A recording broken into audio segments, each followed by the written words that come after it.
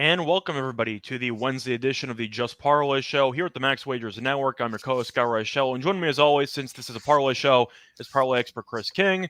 Chris, how's it going with you? How did your Tuesday end up going? From the betting perspective, Tuesday wasn't bad. From the tech support perspective, let us point out that as you see, I don't have a camera. This is day 2.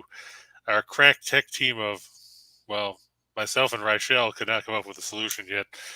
We've reached out to higher ups and have not had any success on that front either. So the beat goes on. But anyway, like I said, I had a 4-teamer yesterday where that included the Yankees on the premium side that actually paid off, where everybody covered on the run line. That was about 19-1. So, well, that's a nice day anytime you get it on 19-1 parlay. The Yankees ended up screwing me, but it is what it is. Anytime you have a 2-run error with the bases loaded, 2 outs there on that Donaldson ground ball, I can't say I was totally surprised that it ended up resulting in a loss. Judge hit the 3-run homer later. I would have potentially, I don't want to say the game would have gone exactly the same way, but the Yankees, mathematically speaking, would have finished with 5. Instead, they finished with 7, so I would have gotten a push out of that. But either way, congrats on the 19-1 hit there. Hopefully, we'll hit a parlay, potentially the shot in the dark for about, $200,000. So we'll see what happens there. But Andrew asked, is Billy Walters the greatest sports gambler ever? He's definitely the most well-known sports bettor of all time. I don't know if you can call him the best. Would you call him the best? Because I feel like if you've been arrested for X amount, XYZ, you might have been getting some illegal helping. Can we say that? Yeah, I would agree with that. You have to wonder, for all we know, Billy Walters could have been tied into the whole Arizona State point shaving scandal back in the 90s. He could have been. Well, I think Walters is definitely the most recognizable one. He's definitely one of the most well-known bettors. It's really tough to say the greatest bettor of all time because I don't know how you quantify that. Is he the most profitable bettor of all time? I don't even know if he is. So that's the problem, because you also run into people who are so well known they use ringers or they use frontmen who place bets for them because they're so well known they're not allowed to place a bet. So they find runners basically to place bets for them. So it's very tough to actually determine who's the most successful ever. Walter's definitely one of the most well known and probably top 10 of all time. It's tough to say number 1, but when you think of all-time huge bettors like whales, Billy Walters is probably the first person you're thinking of, right? Well, yeah, unless now you think about Mattress Mac, but he's just famous for losing. Yeah, pretty much. He had that one win there. Plus, it's also, I can't call it a scheme, but it's kind of an insurance policy on his mattresses. So he kind of wins no matter what, but he ends up betting. I know Drake's been betting a lot lately. None of it is actual money because he's sponsored by the place that allows him to bet. So he's betting. Must be nice, Yeah, so he's basically betting on a free roll, and that's how he basically sways people to join the site. And if you think Drake's actually betting like $3 million on like UFC fights and NFL stuff, I don't know what to tell you. We got a bridge we want to sell you. I got a bridge, a beachfront property. I have a Nigerian prince who could use some help. He'll pay you back millions of dollars. But yeah, Drake is, when it comes to betting, a fraud. I'm just going to put it out that way, but it is what it is. Any other news stuff you want to talk about with regard to yesterday? I know that you had another couple of golfers that jumped ship when it came to joining LIV. Personally, I don't really care.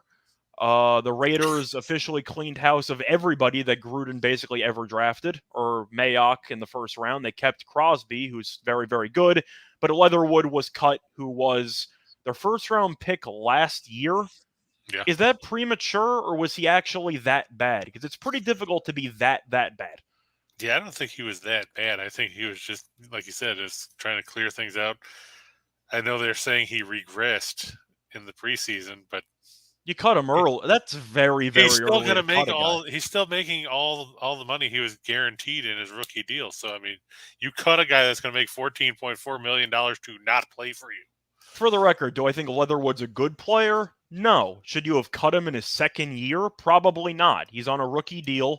And worst case is, you're telling me you can't use any depth offensive lineman?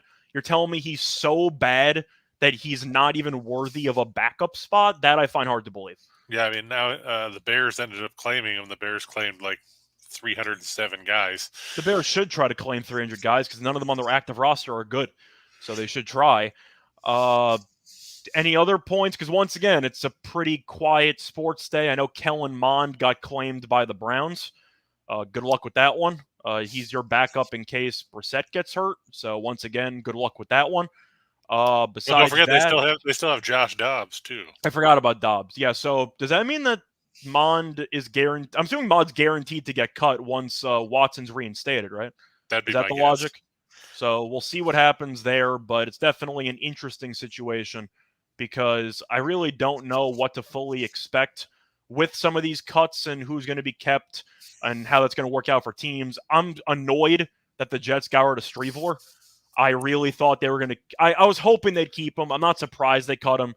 But Streveler was, the second best depth quarterback this preseason behind Skylar Thompson from Miami?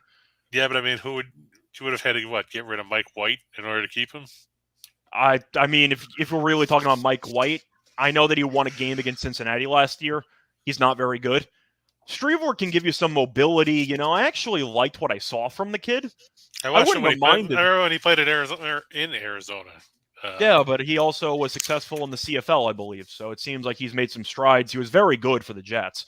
I know that's garbage time in the third quarter, fourth quarter, but I'm going to throw it out there. I think that he's, for example, better than Kellen Mond, the guy we just mentioned going to Cleveland. I think he's a pretty solid backup quarterback. Rye said the Eagles claimed Ian Book. You should have tried to claim Streveler because Ian Book shouldn't be in the league. You should have tried to claim anybody. Literally anybody. Like, we beg you. Like, you should have just signed Ron Jaworski. You surprised at all Detroit cut Blau? Not that it really matters. They signed Sudfeld instead. I mean, yeah, well, they're trying to get Blau on the practice squad. I'm assuming that he won't make it that far. I wouldn't think so, but they're hoping. They're hoping. That's one way to put it. But once again, we're talking about cuts and who got signed after preseason. So, yeah, teams are gearing up for the NFL season, but we're still over a week out. So there's not really much going on in news. You had some tennis stuff. U.S. Open still underway. Not anything crazy. Murray's down a set, but he is up a break. Were you surprised that Osaka lost in the first round? No. She was against a ranked opponent, and Osaka doesn't play many matches. I mean, the thing about Osaka is that, of course, her talent is definitely number one player in the world caliber. The issue is she had I don't want to kind of just say a term that makes it sound like she's a lunatic, but she had a mental breakdown. I mean, is there any other way to put it? Osaka was number one in the world, or top 5. And then she had several moments where she just felt like she wasn't physically or mentally ready to participate. We saw it happen with the media in the French Open. Then Wimbledon came around, and I don't believe she showed up for Wimbledon. Did she? I don't remember her showing up for Wimbledon. No, I don't think she did. And then she showed up for the U.S. Open, and she faced off against a ranked opponent because since she didn't play many matches, she ended up losing ranking points. And people thought it was unfair. It's not. If you don't show up, you're going to fall down the rankings. And she went up against a ranked opponent, and she lost. It was a good match. Collins won. And am I shocked she lost? No, because I feel like I would be shocked if Osaka was playing on a regular basis. But when you take that much time off and you try to flip the switch again, it's usually not going to work out. It's pretty difficult for athletes to take that big of a break, come back, and immediately just hit the ground running. I'm not surprised she lost. And then from the baseball side, we were talking about the AL Cy Young Award opening up potentially with Verlander getting hurt, and then Shane McClanahan got hurt warming up. Yeah, in warm-up. So, if Cease survives, I still don't think he's going to win. But it's basically officially a 2-horse race between Verlander and Cease. I think Verlander's got in the bag, if I'm being honest with you. Like, I don't know what Cease can do to steal it from Verlander. He'd have to strike out about 700 guys in the last, 5 weeks. I don't even know if it matters, to be honest, because Verlander is every narrative in his favor. He's coming off Tommy John. He's on a team that has the best record in the American League. You think people are excited to, pick a White Sox pitcher? I think they're just looking at Verlander, who's arguably the best pitcher of the generation. I think it's in the bag. True. It does say that McClanahan was placed on the IL this afternoon with a shoulder impingement. They do think that an extended absence won't be necessary, but we don't know yet. We'll see. Obviously, he's going to miss at least 3 starts. Yeah, so his Cy Young hopes are down the drain. I think it's Verlander or bust, but we'll see what happens moving forward. Besides that, we do want to go through an NFL division. We're going to go through the NFC North today, and then we're going to get through the mostly baseball card, unless you have a couple of WNBA plays in there. No, I was going to ask you about the WNBA stuff, but I didn't put them in the thing because I was a little shaken up after, both the road teams won in game 1. That's fair. I had a play of the day for one of those games, but I was looking at a total. I like the under in the Connecticut-Chicago game.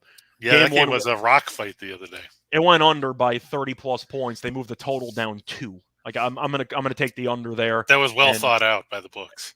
I think the logic's based on regular season, and the problem is that you run into the playoff atmosphere, and it seems like it's very difficult for odds makers to fully adjust to the intensity of playoff basketball. And both teams defensively, really all 4 teams defensively, because even the Aces and Storm game went under by 20-something points. It seemed like the defenses showed up, and the odds makers were really just not even close on the totals. But before we actually get into any of the NFL breakdown, I am going to talk about our sponsor, BetMGM. They have a great deal for you for first-time users of their app or website. Get a risk-free bet up to $1,000. All the information is in the show box. Check the age limits, and as always, bet responsibly. So, starting off with the NFC North. Boy, you skipped right past the fact that James was already asking about college football again today. Yeah, James, we said we're going to do that the day of. So we are going to wait till Thursday to go through the Thursday games, and then Friday for Friday games and some Saturday stuff thrown in there. So, yeah, college football, do you want to talk about anything? Do you have any early thoughts on the Thursday games? Because, to be honest, I haven't really looked that much into them. I've looked a little bit, but it's also going to be the first game for a lot of these teams. In fact, for all of these teams. So I think the fun thing about the backyard brawl with West Virginia and Pitt is, Pitt's favored by 7.5. The favorite in this matchup has lost the last 5 games against the spread. We talked about it briefly yesterday. I like West Virginia plus the 7.5. Yeah, they're 1-4 straight up in the last 5. The favorite in this series. I'm looking at the quarterbacks, and Pitt lost Addison. Narduzzi's a mediocre coach, but I don't like Slovis at all. It's one thing to pick them to win. Pitt doesn't really have a run game either.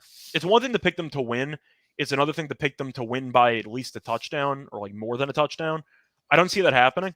I think it's going to be a very ugly game between 2 teams that might be pretty solid defensively, but I like the Mountaineers here. I think you're getting a pretty good deal at 7.5. Are you surprised that Pitt's even ranked as high as they are with all the defections? What I'll tell you is if I had a vote for top 25, I would not have given them one. There you go. But and yet they're I'm curious number 17. I was going to say, I'm assuming a lot of that's based on the fact they won the ACC last year. So some of that is automatically built into the ranking this year. I don't think they're a top 25 team. I think they'll probably lose, 4 or 5 games this season? Yeah, probably. And then, Oklahoma State is ranked 12th.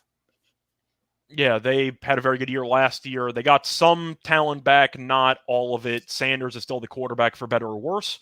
So we talked about this game about a week or so ago. I like Central Michigan plus the 24. Now it's down to around 21.5. Yep. Central Michigan is missing a couple of offensive linemen, which might be concerning. But I do like Richardson as a quarterback. And I know they lost Pimpleton. They have some weapons, though. I'm still leaning to the points. I don't trust...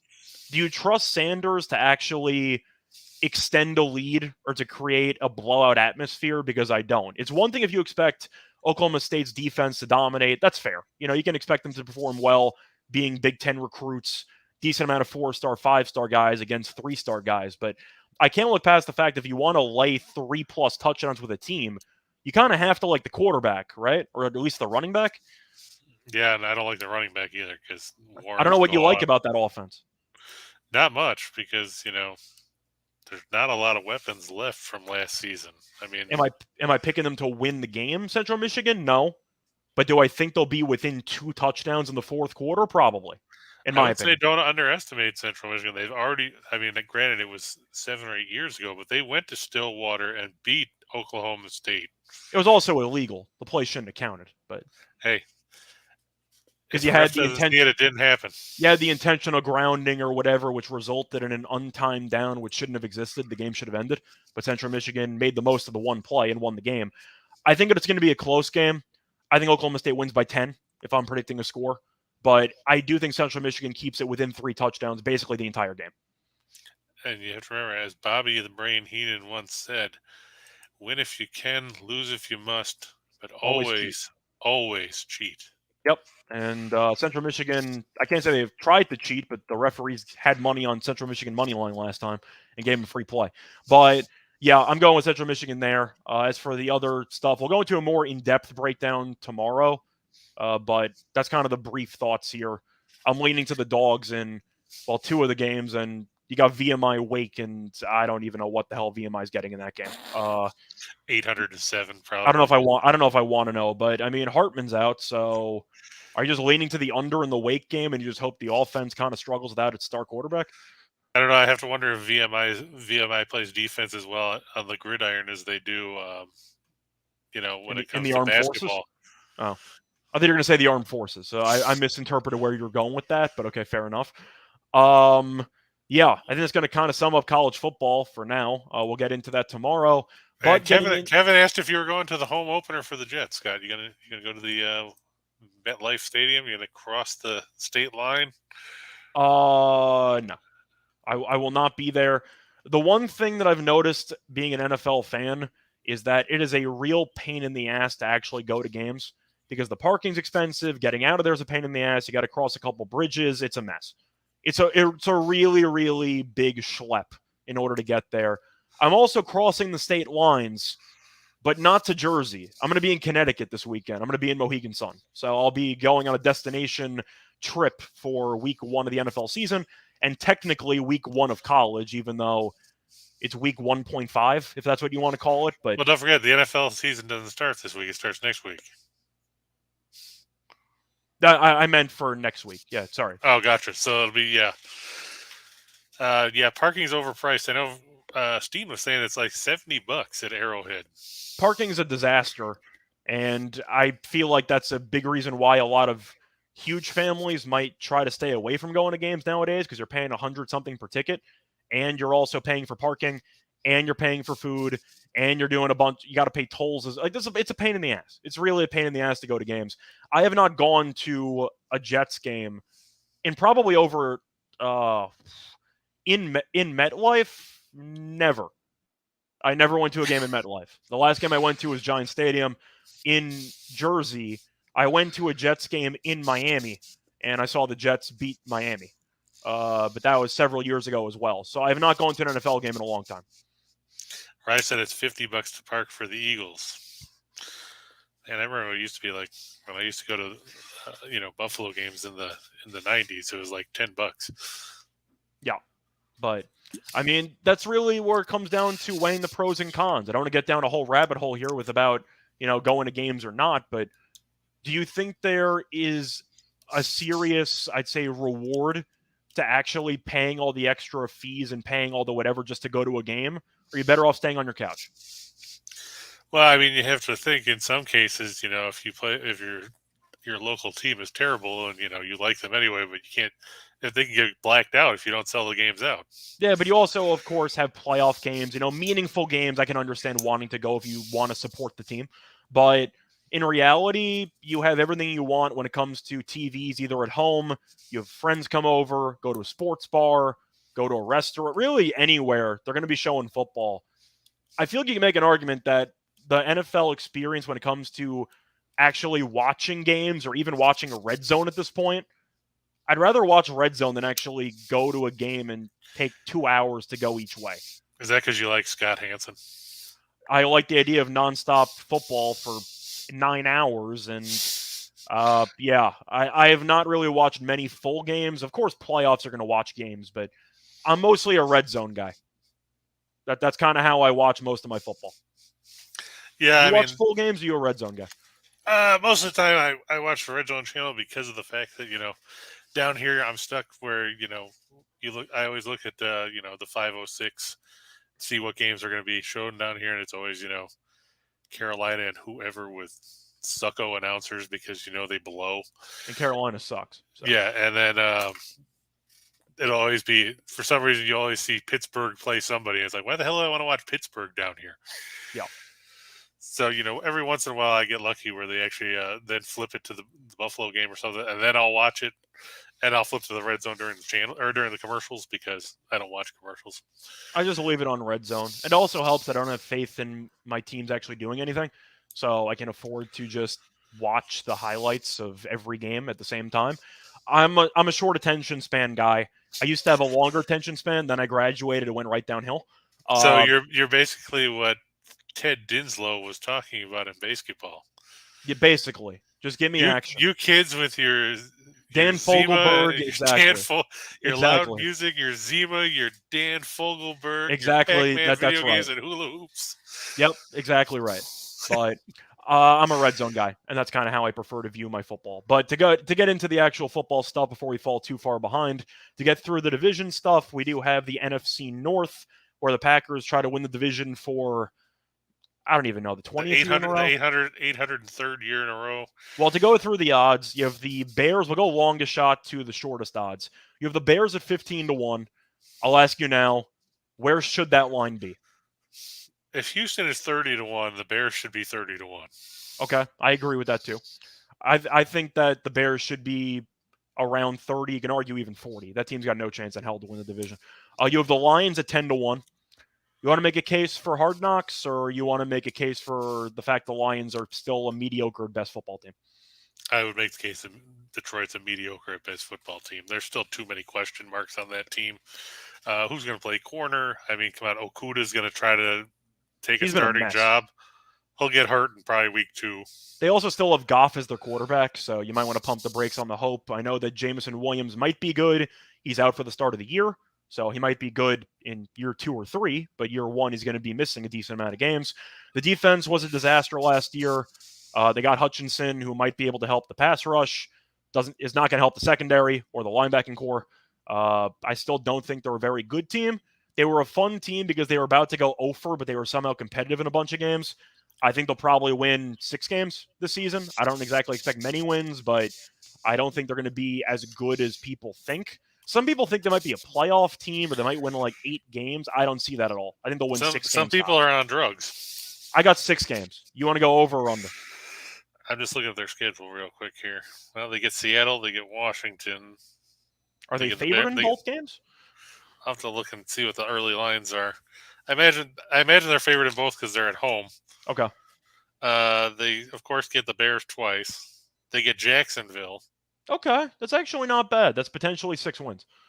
And they get the Jets on the road. Okay. And they get Carolina on the road. Yeah, I can see them get to 6, maybe 7. I was going to say, win total 6.5. The under is plus 105. I'll take the 105. You're going to be plus money on the lines doing something dumb? Sure, I'll take it. I think 6 is probably a good option. Yeah, so I'll go with 6. The Bears win total is exactly 6.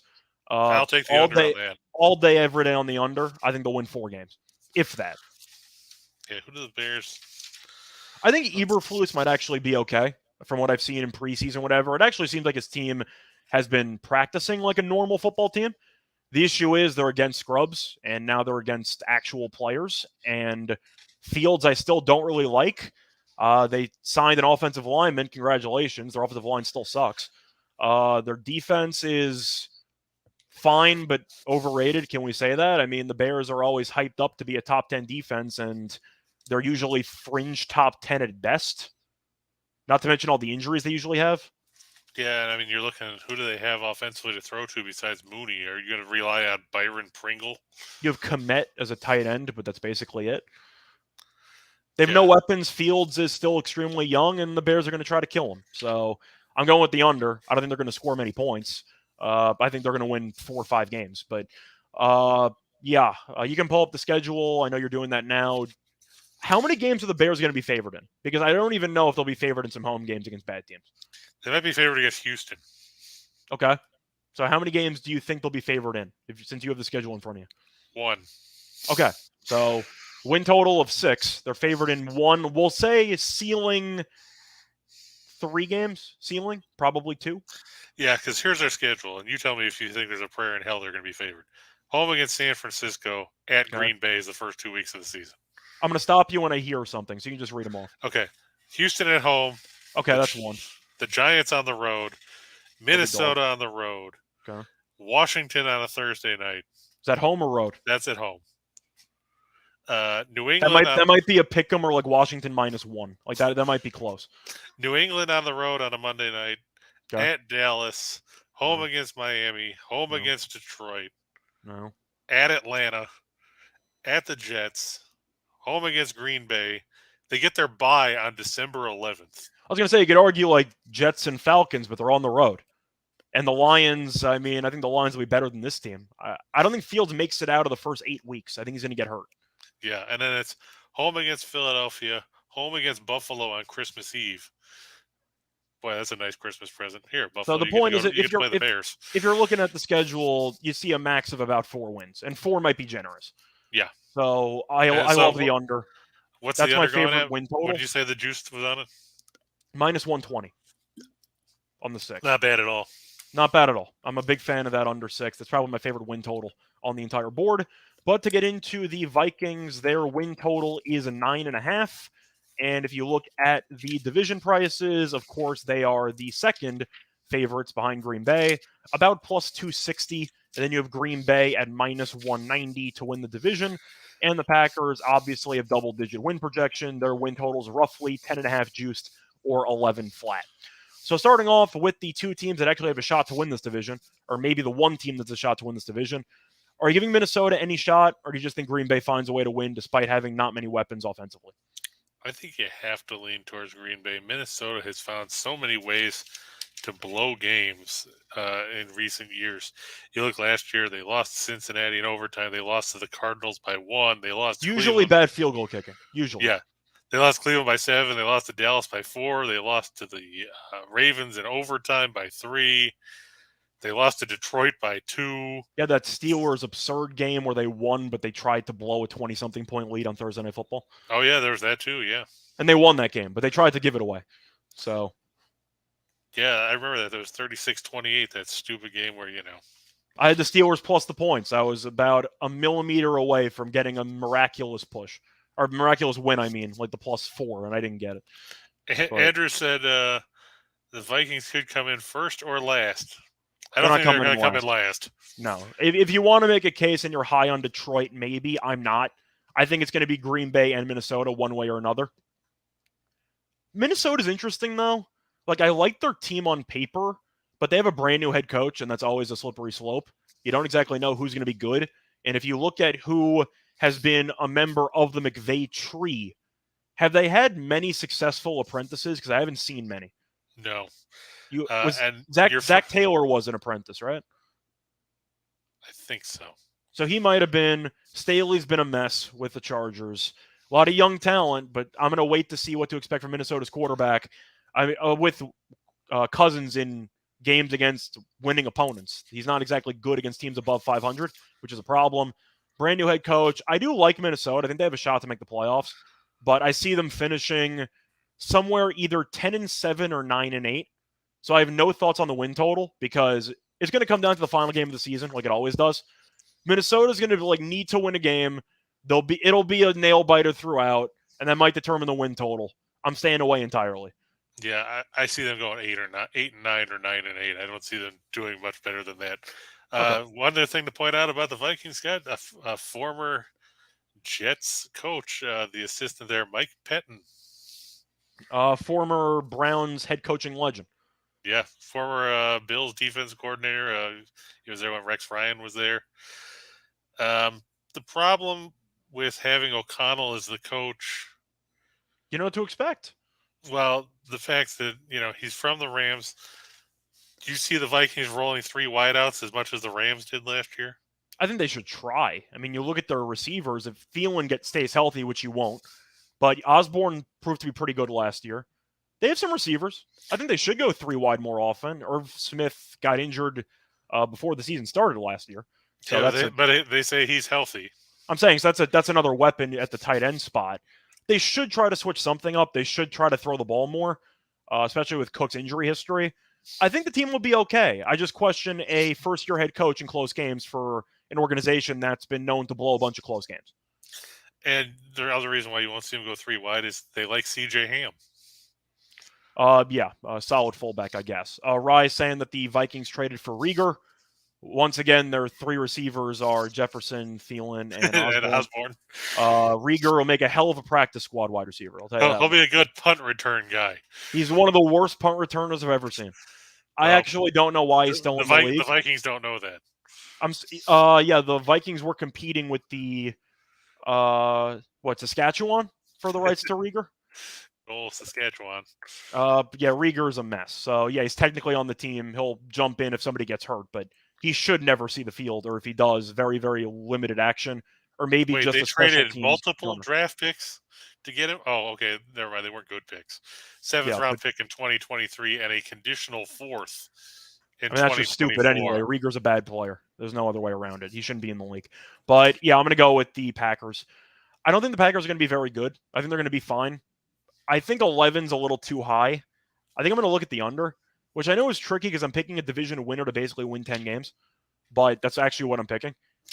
I have a serious question about Rodgers offensively, and it's with the weapons. They don't have any. Lazard's been injured all the time. Dobbs was good in preseason, but it's a huge jump from preseason to regular season.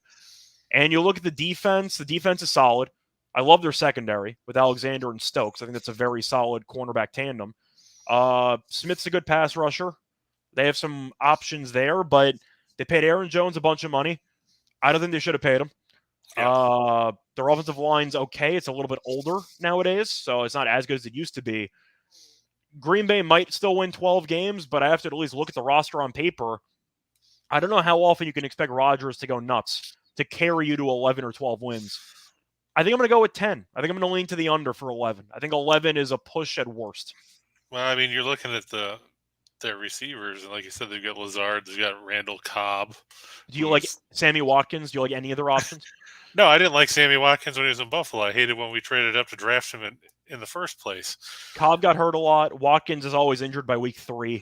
Lazard's injured by week 5. And are you concerned about Bakhtiari out there at left tackle with all the injury issues he's had? That's why I brought up the offensive line, because you still have some key names, but they're shells of their former self. Green Bay, with LaFleur, with Rodgers, should win the division. But am I picking them to win 12 games or to compete for a 1 seed? I'm not. That I'm not doing. I think they're going to take a step back, but not a leap back. And a step back is good enough to win the division. Andrew's mentioning Watson. It's another rookie receiver. So you might be putting a lot of faith into Watson and Dobbs as your main midseason wide receivers once you have a couple injuries. And Rodgers already called out the rookie receivers for running sloppy routes. It's not a great start to rely on rookies to carry your offense. I'm not exactly sold on that option, so give me the under, but barely. I think 11's too high. I think they best case scenario finish with 11 wins. What do you think the ceiling of this team is? Like 11? Yeah, I would say 11. I mean, you're looking at their schedule, and, as good as Watson might be, he's raw right now. Yeah, right. He's from North Dakota State, too. He's got the size. Many passes there, too. Right. He's got the size, but, like Scott said, it's a big adjustment from playing against guys that are bagging groceries now to playing against starting corners in the National Football League. But Watson also barely got targets because North Dakota State last year ran the ball all the damn time. Yep. So it's tough to say, but I'm not going to pretend that losing Adams and losing a couple of key pieces. They also lost Valdes-Scantling, who was also injured, but he was their second best receiver. So whether or not you like Scantling, he was still their number 2. You lose your top 2 weapons? That's not good. I mean, you're gonna get Tunyon back at tight end, which helps, but I mean, But how good is he going to be? Because his production was going down before he got hurt. Yeah, you got him and who? Mercedes Lewis, who's about 95 years old. Exactly. I don't like their options, so I'll go with the under. We've also seen Rodgers get hurt every now and then, and with Bakhtiari being injured or trying to play through his aging body, I wouldn't be surprised if Rodgers gets banged up again, hurts the ankle, hurts the ribs, something happens. That wouldn't surprise me. So I'll go with the under on Green Bay, but I'll pick them to win the division. Besides that, though, anything else you want to add, or should we just move on to the actual card? No, I mean, I think you're right. I think Green Bay is still going to win this division, but it's not saying a whole lot because the rest of the division is bad. I mean, they still got to play Tampa Bay. They've still got to play the AFC East, which means they got to deal with Buffalo and Miami. And, I guess if you want to talk about New England, they Is have that to in New play. England or is that in Green Bay?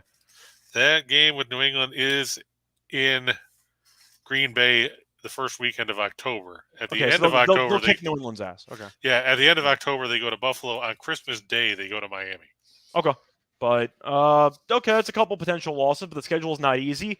And would it shock me if the Packers and the Vikings finish 10-7, but Green Bay gets a tiebreaker? No, because Minnesota fans can't have nice things. I mean, that wouldn't surprise me. Andrew asked, "Are the Lions any good?" They're better than last year. Good's a relative term. I think they're mediocre at best.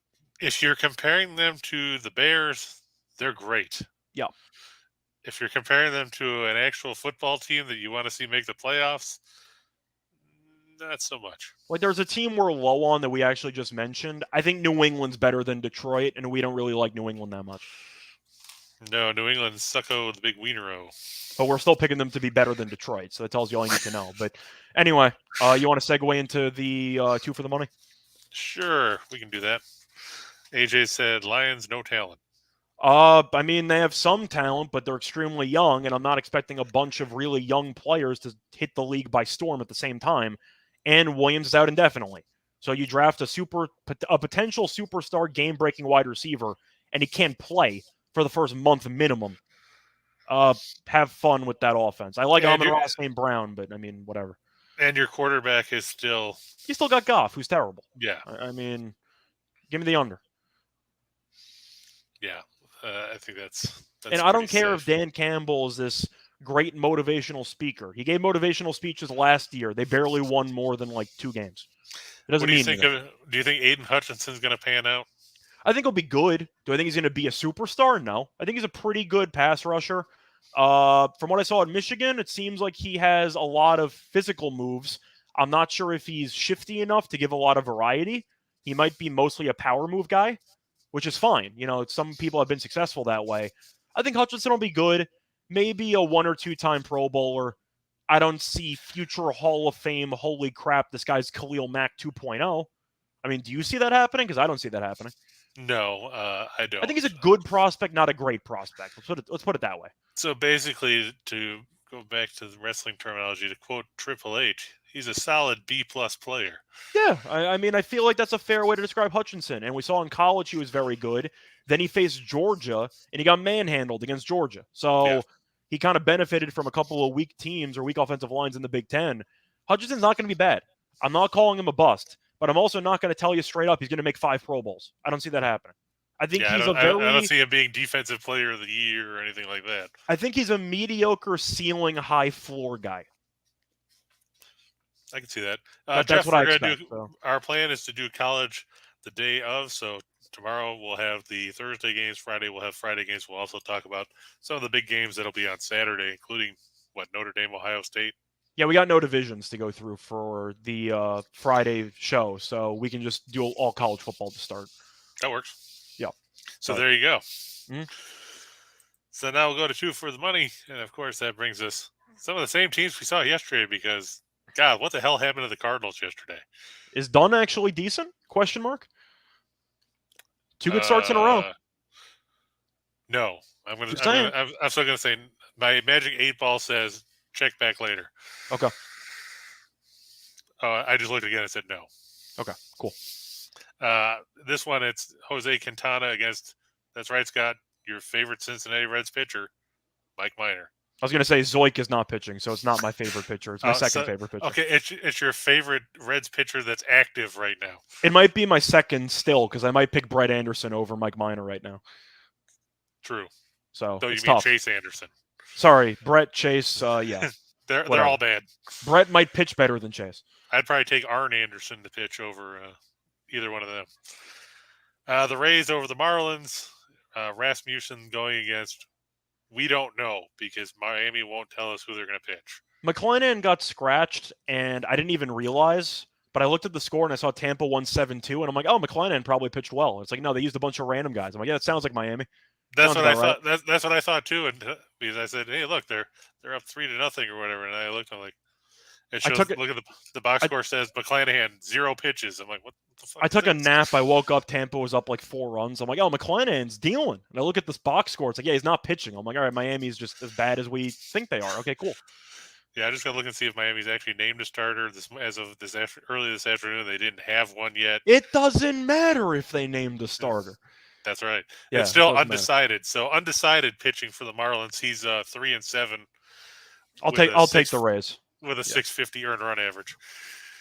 I thought that this was going to be Cabrera's spot, but is he hurt too? Well, you hope it's not Cabrera because he's actually a good pitcher. He didn't look good against the Dodgers, but that's no. But you look at his overall numbers. He's actually been one of the better pitchers that the Marlins have. He hasn't been Alcantara, of course, or Pablo Lopez, but actually his numbers to Lopez are kind of comparable. Much smaller sample size, but kind of comparable. I'm wondering, is he hurt? He might be. This would be his turn in the rotation. I'm just imagining. No, actually, jokes. it wasn't. He threw the 28th. Oh, I was gonna say maybe jokes. They sent them down for service time manipulation, but yeah. So I don't know who the hell it would be. Trevor Rogers projected to come back according to Tim. Oh, jeez. So. Well, there you go. That's just a fade. Yeah. Have fun with that off the IL. Yeah, I'll go with IL or minors. I think it was IL, right? Yeah, he was on the IL with. I don't remember if it was a back or a shoulder issue, but either way, he sucks. He's 4-10. Nothing was working, so I'll take the Rays.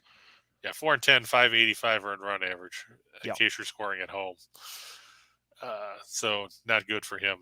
Mm-hmm. Meanwhile, the Guardians. Hey, what do we say about Cal Quantrill? I mean, he didn't get much run support, but he got enough. He got 5. I was gonna say, yeah, he got 4 or 5. I think he got 4 when he was actually in the game. Naylor at the home run. Then Odor pimped a fly out to the warning track, and that was pretty much the end of the game from that point forward. Odor followed his best Willie Mays Hayes impression from Major League 2. There are so many people that are just pimping every fly ball, and some of them aren't even close to home runs. Yeah, I'm looking for them to, somebody's going to hit an infield pop-up and start, flexing. According to Sports Insights, BJ says the Marlins have line value. All I know is that value is once again kind of an unquantifiable, term, because you might think the line should be this, or you look at numbers, it should be this. I don't know how you can say that there's value when you're not sure who's pitching for one of the teams. My answer to that is, if your aunt had balls, she'd be your uncle. Just saying. The point is, we think Rogers might be pitching. I don't know what the value hypothetically would be if you don't know who's pitching for the team you want to bet on. I don't know. At least wait till you see who's starting. I don't know if Rogers has any value. Could be, but I mean, Tampa's been playing good baseball, so I'll go with Tampa. And Andrew was asking, do you think the O's and Guardians go over 8 tonight, Scott? Jordan Lyles going against Tristan McKenzie. McKenzie's been good. He's bad every time I back him, but he's been good. Lyles has been another guy who's kind of a mystery wrapped in an enigma, but they both give up a ton of home runs. McKenzie, 147 and 2/3 innings pitched, 21 home runs. Lyle, in 2 fewer innings, has given up 1 less home run. So 21 home runs for McKenzie, 20 home runs for Lyles. I don't mind the over if you think that there's going to be a lot of home runs in that game. I probably feel better about the Cleveland team total over because I do like McKenzie in general, but there might be a lot of home runs in that game. Wind blowing straight to right field at 12 miles towards the right field corner at 12 miles an hour, according to Baseball Pal. And that means they're going to stack it with Ballpark lefties. Pal, I should say. I'll go with the over. Yeah, I think you'll see runs, but I do like Cleveland's team total over a bit more. Yeah, I would agree with that. I mean, the Orioles, you never know what you're going to get from day to day at the plate. I mean, they jumped out early yesterday. They had 1 hit. And to quote Harry Doyle, that's all we got, 1 goddamn hit. Well, the thing is, Baltimore's offense is still not very good. The offense is mediocre. The reason why they've been competitive is because of the pitching staff. They did pick up Jesus Aguilar. I'm thrilled. Is he on the active lineup? Is he on the active roster, or do they have to wait a day to see if he clears medical tests and whatever, physicals and stuff? I don't know. I wonder if they might. For all we know, they signed him to a minor league deal. Fantastic. Okay, have fun in Toledo. They did promote Gunnar Henderson from the minors. Number 1 prospect. We'll see what happens, but over. They're bringing him up early. Well, they got a playoff push, so they got to piece it together, I guess. Yeah. What's he done here in the minors this year? Let's see. Hit 297. No, he's been solid. Yes, he's not batting like Vlad Jr. in AAA when he was batting like 350, but he's batting pretty well. Yeah, 19 homers, 22 steals, and 25 chances. So wasn't that what Vlad was doing? Wasn't like Vlad Jr. batting like 380 in like AAA, and it's like you kind of have to call him up at that point. Good old Vlad Jr. Who do you think was a better hitter, Vlad Jr. or Vlad Sr.? It's still too early in their careers, but I'm biased towards Senior because he did it for longer. Junior's good though. Like, don't get me wrong, Junior's good, but I'll go with Senior. Let's see. When he hit 367, Vlad Jr. in 9 games with Buffalo in 2019 before he got called up. I said 380. He hit 367. It was a small sample size, but he was knocking the cover off the ball. Yeah, 3 homers and a double in 9 games. Yeah, he crushed it. So, and you have the Mets. Yeah, it's DeGrom against Tyler Anderson. Give credit to the Dodgers yesterday. They scratched out a 4-3 win. I know Anderson is 13-2. I know Anderson is somehow defied logic because, I mean, granted, you could take some of his numbers and say, well, he pitched at Coors Field forever. I just don't know how he's going to pitch in this one at Citi Field. I'm just taking the first 5 under. I'm going to ride the DeGrom with no run support theory and just take the first 5 under. So what is it, like under 1? I'm assuming it's going to be what, 3.5? 3.5 juiced? I'll take a look here. Probably. Were you surprised that Craig Kimbrell didn't get called out yesterday to pitch the 9th? They went to Jake Reed. It worked. I mean, that counts for something, doesn't it? Jake Reed, a guy that came into yesterday with a grand total of, let's see, no career saves. Okay, so I see a total on one book at 3, but the over is minus 135, which means you could find a 3.5 somewhere, probably like minus 135, minus 140. I'll go with the first 5 under. Just give me a pitcher's duel and a lot of zeros. A lot of zeros. Yeah, give me a lot of zeros. Here first. Yeah, I see BetMGM has it at 3 as well. Yeah. If you find 3.5, I'd take it. If it's still 3, I wouldn't bother. But maybe Mets to score first if you want to go for a value play. Just assume DeGrom shuts down the Dodgers at least for the first inning, and then at least you have at-bats. But the Mets to score first is going to be plus money because they're the home team. So I don't mind that play either. That is true. All right. Moving on. We can go to 4 for the show. Took the Mariners yesterday to beat Detroit. I can't believe money was like pouring in on Detroit. I don't understand that logic. Detroit's just a bad team. Yeah, it does make sense. It's Marco Gonzalez, I think Tyler Alexander. If you're looking for chase a weird home run prop, chase Ty France. He's homered in back-to-back games. I don't really like Marco, but I don't really like anybody that Detroit has to offer. So there you go. This is true. Mm-hmm. Rye, I don't know what's going on with the Phillies. They've looked good for 4 innings on Monday. Since then, they've given up 25 runs. Arizona heating up the bats a little bit. Right when their season ended 2 months ago. Yeah, I'm going to go with Tommy Henry over Bailey Falter in the battle of 5th starters that nobody wants to see ever. You think people don't want to see Henry? I actually kind of like Henry. I think he's actually been okay. Yeah, but I mean, if it was a meaningful game, would you want Tommy Henry on the mound? You said number 5. I'm just saying, there's a lot of really bad number 5s out there. Keuchel's technically a 5, or he's like a 4. Keuchel's pitching tomorrow. I'm just saying. I'll remember to fade him as my play of the day tomorrow. But he's facing Pivetta. Team total over. I don't give a damn. I think Henry's been pretty good at Chase Field. He's been decent overall. Falter's been okay lately, but I personally prefer Henry. Plus, Arizona's been heating up offensively. Plus 220 on the run line when they've scored double-digit runs in each of the last. I think that's a good deal. Well, they're an underdog. I mean, what do you expect? Just saying, that's a pretty solid price there if you want to back the hottest offense of the week right now. That's true. Then we've got the A's over the Nationals. For 2 teams that have no offensive production whatsoever. They exploded. Yeah, it was 6-4 in the 3rd inning. I'm like, what the hell is this? But the A's won. I believe we had that. Yeah, that's true. That was Irvin, right? Yep, Irvin and Fetty Yep. So Fetty Wap wasn't good. Irvin wasn't good, but Fetty Wap was worse. So there you go. Crystal said the Lions were out late, but any thoughts on the Jays and Cubs? It's Mitch White against another. We don't know who the hell we're pitching because we're the Cubs. Take the over. I would take the Jays because the Cubs bullpen has imploded the last couple of games, but I tried to back Mitch White last time out. Got killed by the Angels. I like the over. I don't really trust either pitcher in this matchup, no matter who the Cubs throw out there. Yeah, I don't even know who they're going to be throwing because doesn't matter. I'm just trying to figure out who it might be based on what I've seen. I don't think Keegan Thompson is coming off the shelf as far as I know. Is Kyle Hendricks alive? He's out for the rest of the year. That's official? Okay, I'm trying to think of injured pitchers who might be able to come through. I mean, it could be Alec Mills. Sure. Okay. I don't know if he's coming back yet either. I'm just going with the over. I feel like that's the safer play in that game. I would lean to the Jays because I do like how they came from behind in the first two games of the series, but I'll go with the over.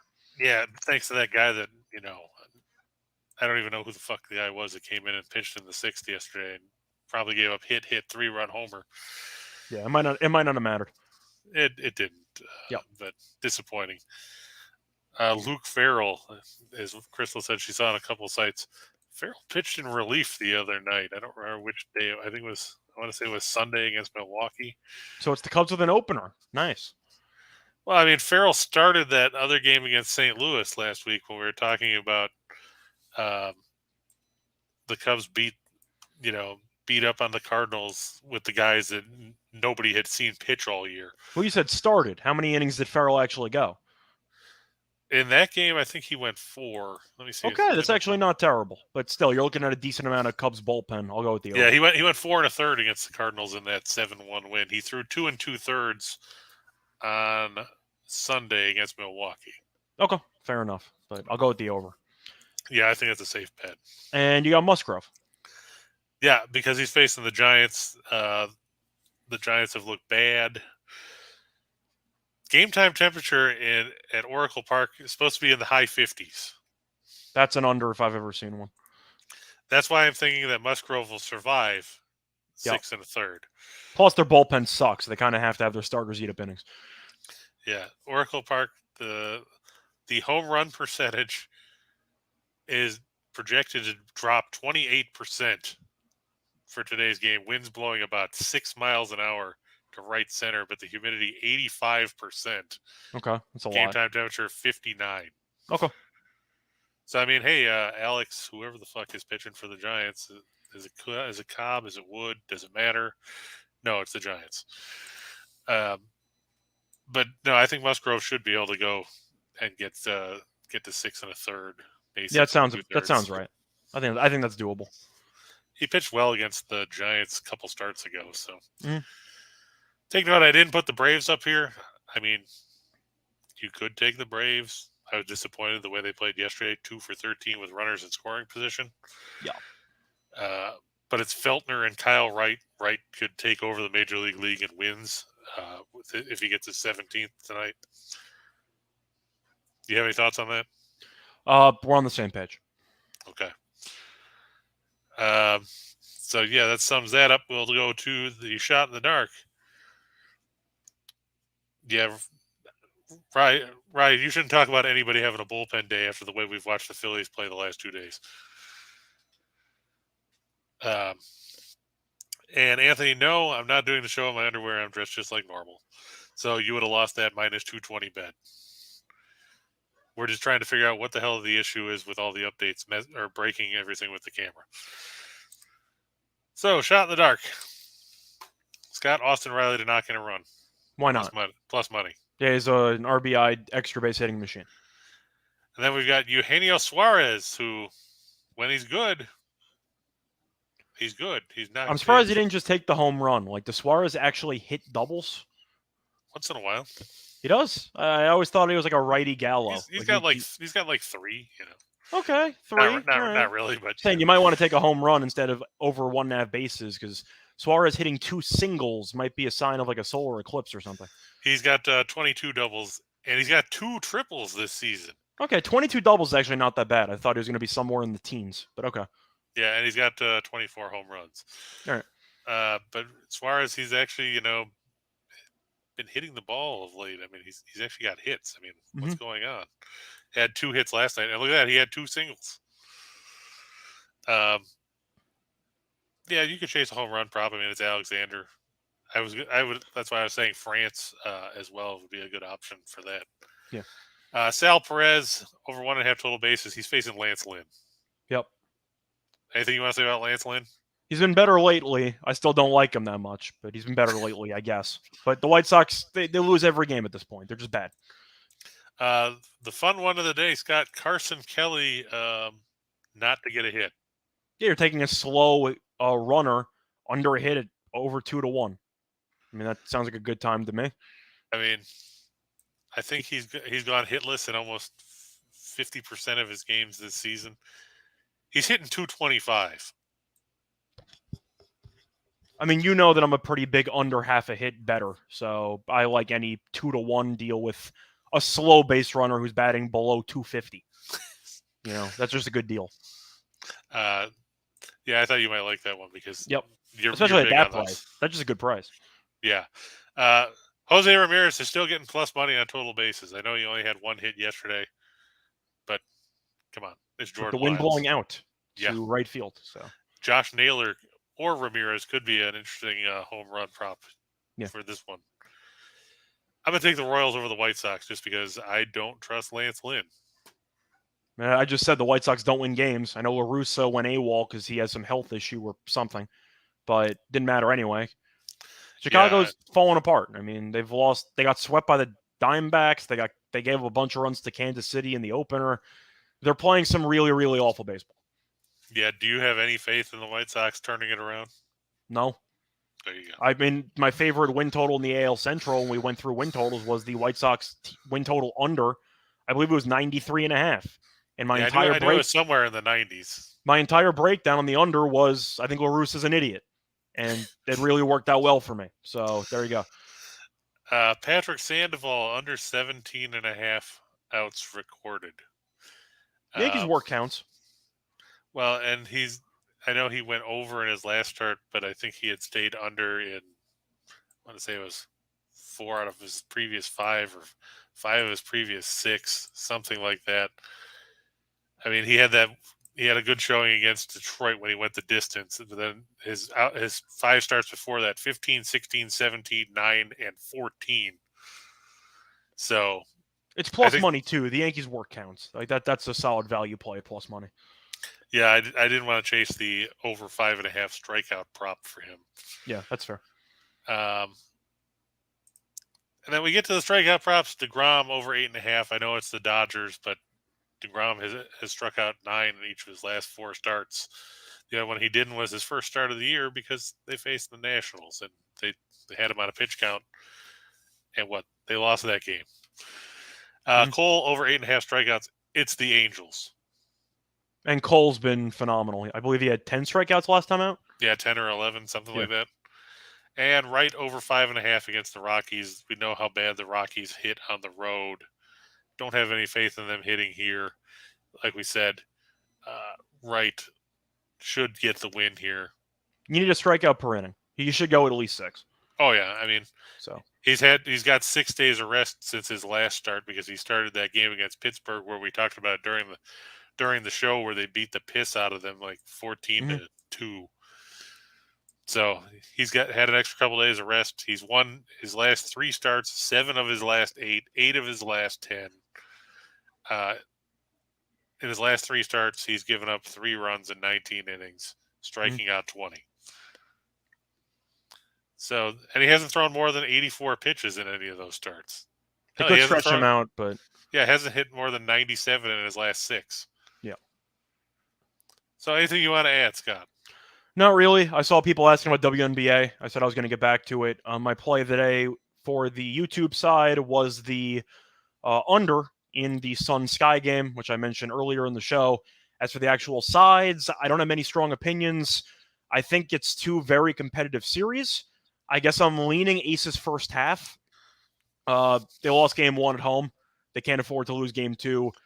I don't think they're going to come from behind in this game because I think Seattle's confidence if they lead at halftime is going to be at an all-time high, and I think that they might end up not being able to overcome it. I like the Aces first half. I think they come out behind the home crowd in basically a must-win game and show up and lead by, I don't know, 6 at halftime, give or take. Do you see them winning the game? Yeah, I think the Aces will win the game. I don't think Seattle's going to win both games on the road, but I'll go with the Aces first half. As for the other game, I think Connecticut's live. We've seen a lot of really close games between these teams. I think there's some value on Connecticut. I'm definitely not laying with Chicago, but I got the under as my favorite play. Which is weird because going into the playoffs, you thought that Connecticut was dead in the water and Dallas was live. Well, I mean, they did go to Game 3, and they were tied True. at halftime in Game 3. So it looked good for about 2.5 games, and then Connecticut decided to try on defense, and Dallas couldn't do anything. But no, Connecticut's been close with Chicago all season long, so I think that they're live to win that game. But that's kind of my thoughts on the WNBA. So you don't like the 4.5, or is it still 4.5? I'm not touching it. If I was betting aside, I would lean to Connecticut. I think that they are live to win the game. But I do think Vegas, it actually shifted up. It's now 5.5. I don't mind the 5.5 for Connecticut. But we'll be back once again tomorrow for our final NFL division breakdown, going through the NFC South, which is an interesting division. So we'll talk about that tomorrow. Yeah, here's a preview.